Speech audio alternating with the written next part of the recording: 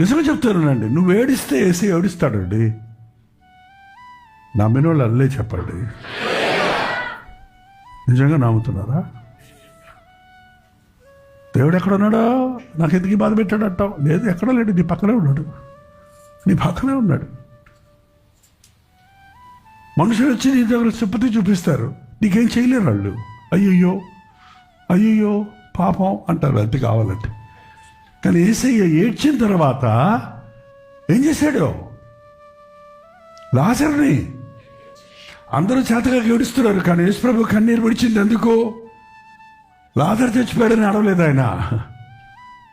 తాను ప్రేమించిన వారు ఏడుస్తున్నారే, వారి ఏడుపు కారణమైన బాధను తీసేశాడండి. లాజరు బయటికి రమ్మనగానే బయటకు వచ్చిన తర్వాత ఇంకో 3 రోజులు ఏడ్చుంటారు అక్క చెల్లెలిద్దరు. ఏటో అరే ఎందుకు లేచాడరా అని ఇప్పుడు వచ్చిన వాళ్ళందరూ ఏడిచారా? వాళ్ళ సంతోషం ఎక్కడుందో, నీ దుఃఖ దినములు సమాప్తమైంది.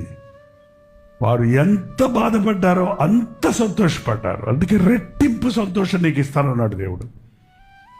ఎప్పుడు యేసయ్యను చీపుగా ఎంచకండి, చవకగా ఎంచకండి. ఈ క్రిస్మస్ను చీపుగా లోకరీతిగా పండగలాగా ఊరికి అల్లరి చిల్లరగా జరిపించుకోకండి.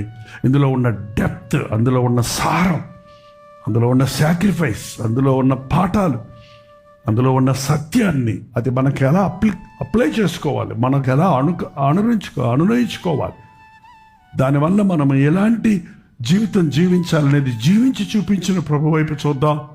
మన ముందున్న నూతన సంవత్సరం ఒక ఫలభరితమైన దైవ చిత్తములో సాగేదిగా ఉండటకు దేవుడు సహాయము చేయను గాక.